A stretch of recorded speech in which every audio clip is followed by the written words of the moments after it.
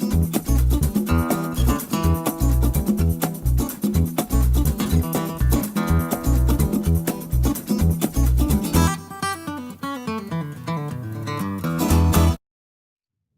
everybody, welcome to Daily Grace. You know, this is what we need, grace every day. God holds it out for us every day, and that's what we get, fresh grace from the Lord. I have with me, many of you will recognize Davis Lacey. Davis, we're so glad you're able to join us today. Welcome, man. Oh man, it's good to be speaking to the mothership again. I feel like I'm getting to call back into home base. So thanks for having me, Jason. It's been a long time since I've been called the mothership, but anyway. That's another podcast for another day, I'm sure. For those of you who don't know, Davis served as our pastor of the SEC from 2014 to 2017. I remember when you made that joke when you were preaching, the SEC, student and early career.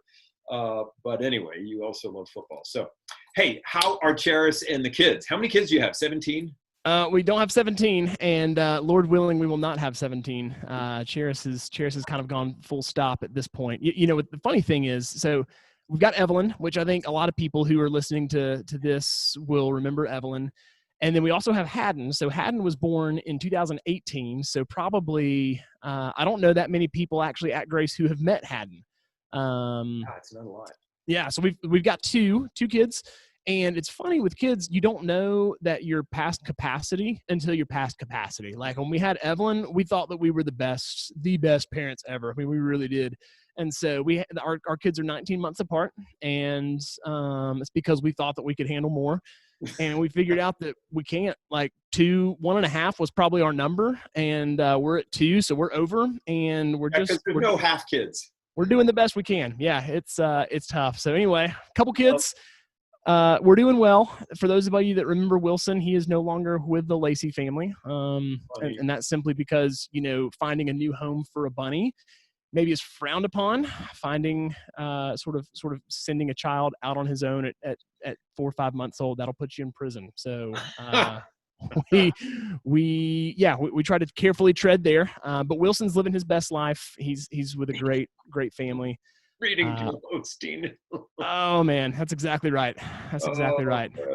But yeah, we're doing well. I think like everybody, coronavirus has really just disrupted our rhythms in a lot of different ways. And so the past few months have been tough in a lot of ways. Definitely don't want to go back and repeat them. But for the first time in our family's life, Sunday mornings were a morning we woke up and had breakfast together and hung out and spent the entire day together without running all over the place. So there were some silver linings, even in the craziness. So God's good all the time. Yeah, that is right. And you're running now. Doing what I can. I saw a certain number on the scale when I finished my MDiv at the end of 2018. That told me that something needed to change and quickly. And so, yeah, gotten into running a little bit.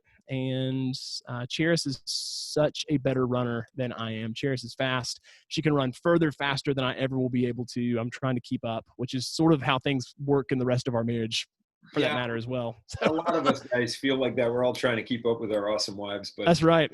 It's fun. Well, good for you. You know, if you ever get sick of the mountains, you can come to the flat, but you have to put up with the humidity. So it's just one or the other. Yeah. Well, the mountains are good. You take them when you leave them. I'll come run in Kinston sometime and smoke everybody with my elevation training. That's right. But we'll get you with the humidity. All right. Well, let's talk church. Autumn Ridge Community Church. Now, before we do that, Davis, you are part of God's work at Grace to prompt us into church planting. And so even when you came and interviewed in 2014, you said, I know God's called me to plant a church. And through our conversations, you and me together, and as we and others, and, you know, God just began to open at Grace this heart for church planting. So first of all, thank you. And then since 2016, and you were in the room that day that the elders met to pray with the Lord and say, what are you doing in our midst for the next 4 or 5 years? And out of that came Vision 2020, but you were part of that day. And where church planting is one of the key parts. And it's very exciting. But how are things going at this church that God has planted through you? And what are you thankful for? What's exciting? Yeah, well, and so, I appreciate you asking about that. It's also the church that God has planted through you and through anyone at Grace who's listening, because Grace was part of the preparing process from 2014 to 2017, as Cheris and I were there in town as I got to serve on staff. And Grace was part of the sending process, right? Sending with a blessing, and staying in touch, even as I was doing a church planting residency in Gainesville, Georgia. And then Grace is part of the ongoing work of encouragement and phone calls, but also of financial support on a monthly basis, Yep. and prayer. And so this, any fruit that we're seeing is it's not my fruit or our church's fruit. It's our like big capital O collective Grace Fellowship's fruit that's getting picked off the trees here in LJ. So thank you for everything that you do. Things are going well. Autumn Ridge Community Church is somewhere between a year and 2 years old. Yeah, that's right. In 2018, in the summer of 2018, we were 4 families in a living room. And as you and I are talking now in July of 2020, it's just amazing to see what God has done in taking us from our living room to some different places where we met in the evenings on Sunday nights, to our first corporate worship venue that was like a wedding reception venue, to where we're meeting now, which is behind me, the Shekinah Glory lights behind me. It's here at the Victory Christian Center, which is just right smack dab in the middle of Gilmer County. And man, God has been so good to us in terms of everything's going on. So a few things we're thankful for. I told you, son, of that 4 families in a living room 2 years ago, right before COVID-19 disrupted life as we know it. We had about 80 probably in our corporate worship gatherings. And in addition to that, another 20 or so who were in our Ridge Kids care area. So, just in a couple years, 100 or so people of all ages tracking along with us. I think that's the right kind of growth. About 75% of those people either were new to LJ or were locals that had not previously been part of a church in a meaningful way. So I feel like God's not only growing us numerically, but he's growing the kingdom as he's growing our church, which is really neat. We have had 5 different adult baptisms in the past 2 years. So we've gotten to see 5 people profess Jesus as believers and follow him into baptism in the way that he's commanded. And it's just been amazing. Our last baptism, which happened in June, is an incredible story that actually happened in conjunction with Beckett Cook, who I hear is now coming up to Kinston at some point. The girl who came to know Jesus in part through Beckett's testimony.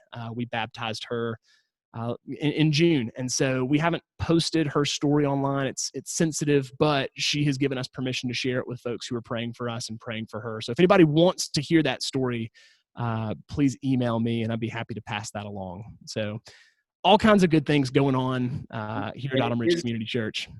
It is a great story, and you did send it out to those of us who kind of do get your prayer emails. And that's a great reminder. Anyone listening, you can email to Jason McDaniel or to Austin Gannett or to Davis, or all 3 of them, to be praying and be up on their prayer team. And that's just a fantastic way that Grace can continue to bless. So just Google Autumn Ridge Community Church and you'll find it. That's right. Out there. So Autumn Ridge, you planted it back in your hometown of LJ. And I've heard somewhere that a prophet is not without honor except in his hometown. How's that been for you going back home? Well, it depends on who you ask, I suppose. It depends on who you're talking to. No, it's interesting. On one hand, we're in an Appalachian context. And so in Appalachia, one of the cultural idiosyncrasies that we have is just a hesitancy to trust outsiders.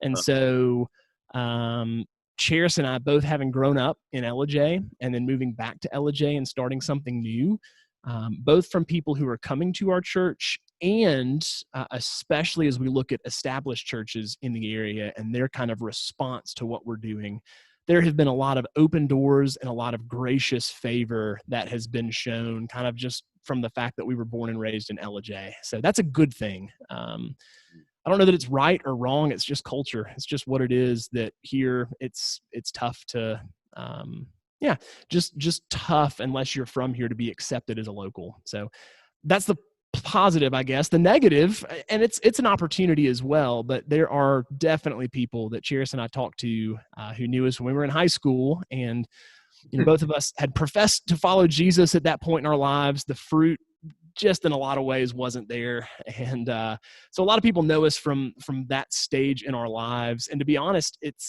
they kind of view us the same way. Nothing's changed, even though it's been a decade or more. So like Davis, you were a wild child in high school? I'm not saying I was a wild child. I was a professional Pharisee for sure.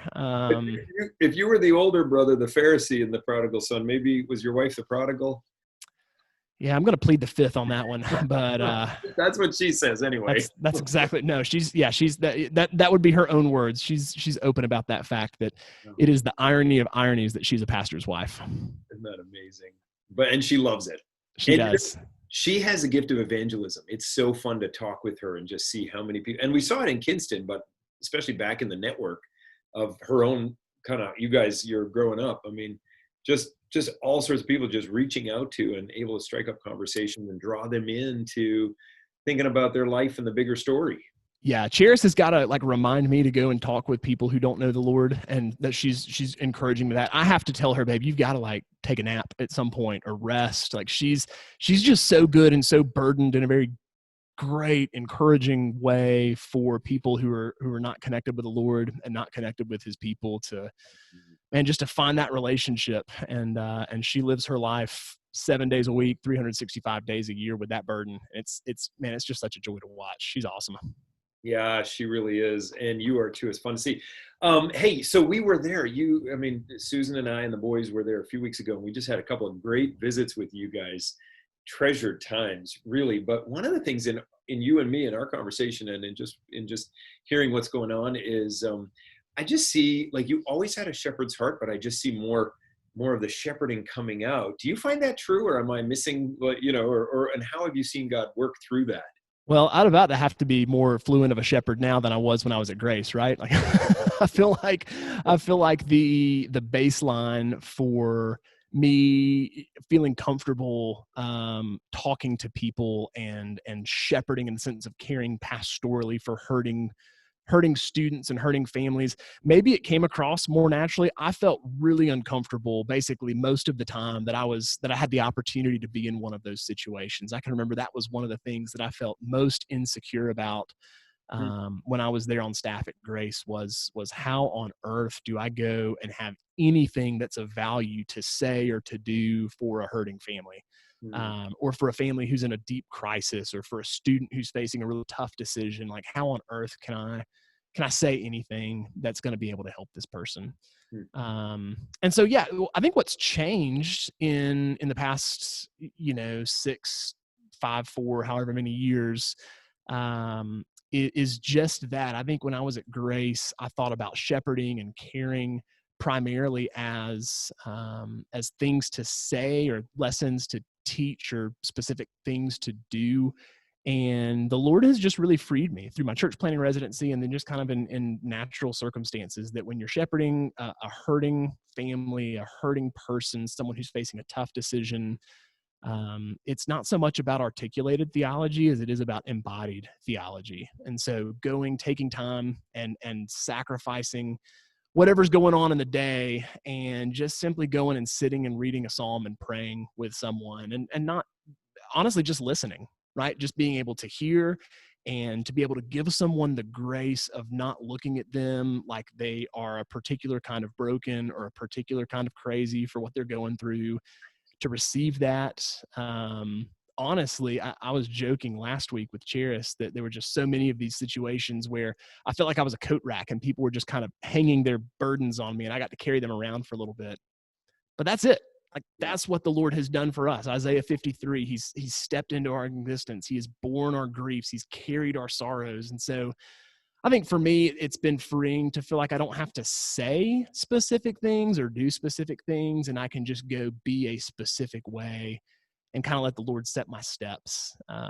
So that's been really helpful.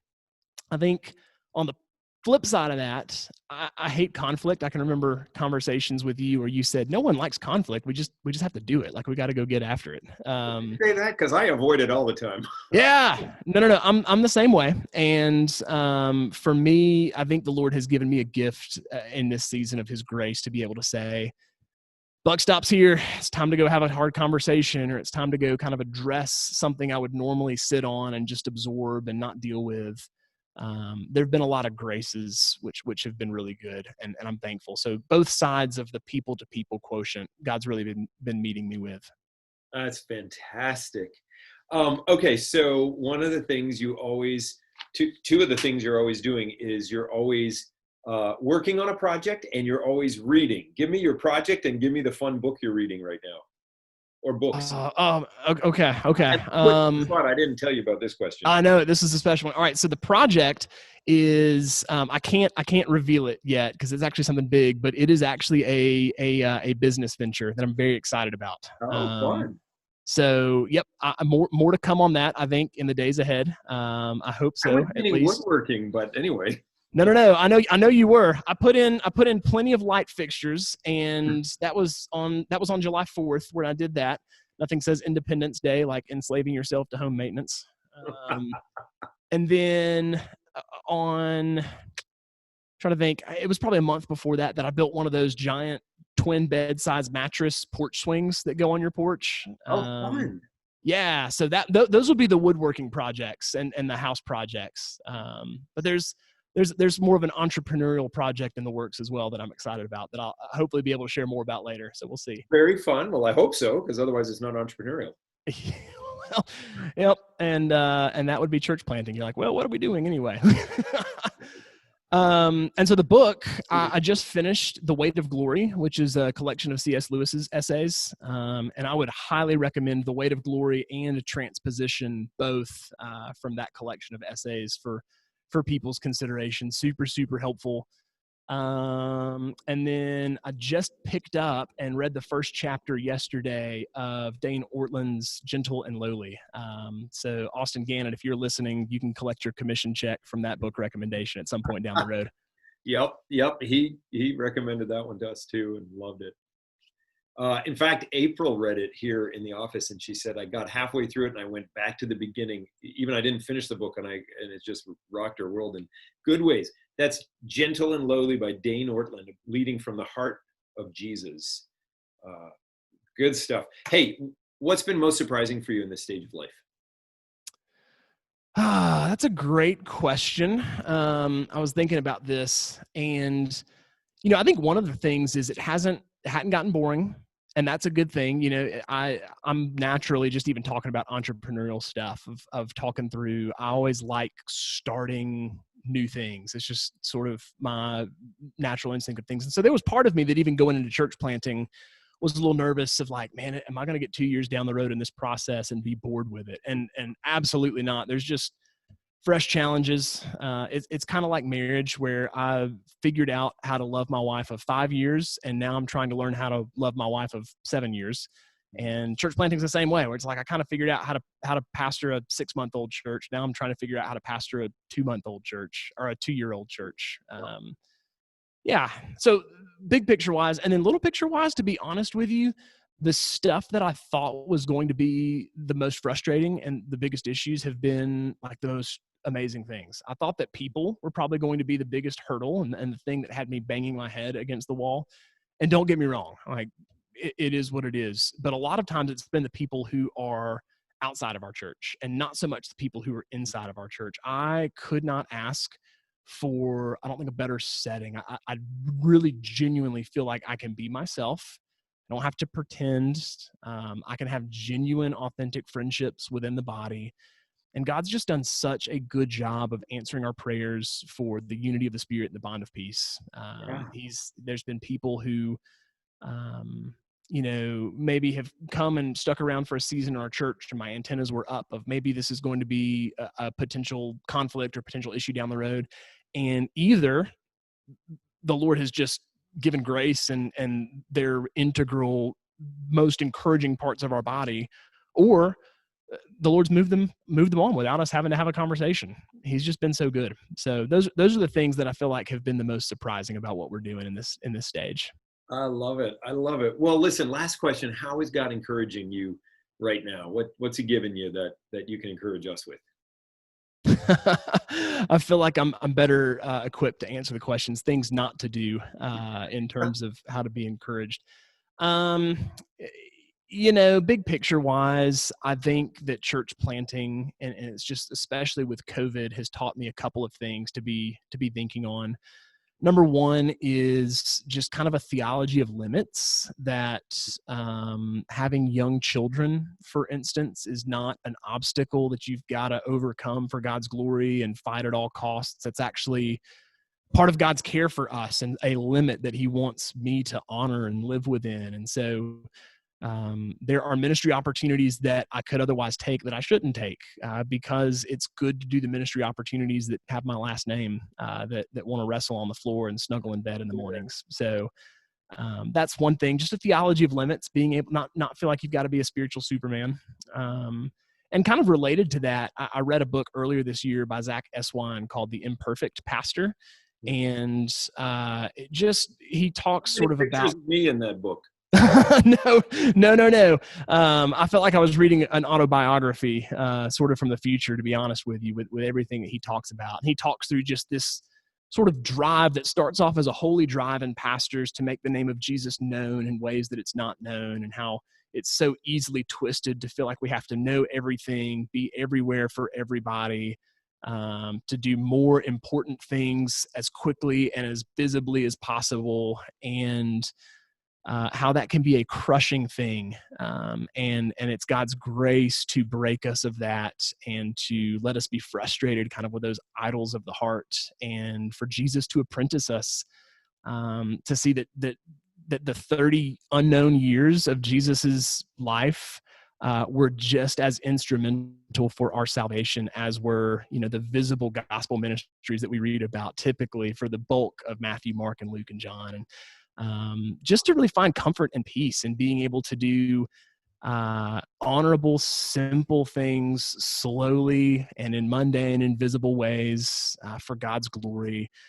I have been encouraged by that over the past 2 years, and especially over the past 6 months or so. So those are 2 books to recommend: Pete Scazzero's Emotionally Healthy Church with a Theology of Limits, and then Zach Eswine's Imperfect Pastor, for especially anyone who is considering or is currently doing vocational ministry. Those are some encouragements. Thank you for telling us about that, encouraging, and those books. I love that. And I love Pete Scazzero's work up there in Brooklyn. Great pastor, been there for a long time. Davis, so good to have you. I know you're running around and doing this and that and probably getting home to wrestle with Haddon or something, but thank you for taking the time to bless our body by coming and being part of the Daily Grace. Thank you again, you and Charis, for risking it all those years ago to move to Kinston for a few years and be part of our body and the ministry here. So thank you, my brother. It's great to be with you. My pleasure, Jason. Good to be with you. Good to spend some time with you and Susan and the boys just recently, and look forward to doing that much more in the future. Excellent. Well, everybody, thank you for joining us here on the Daily Grace, and we'll be back next time. Take care.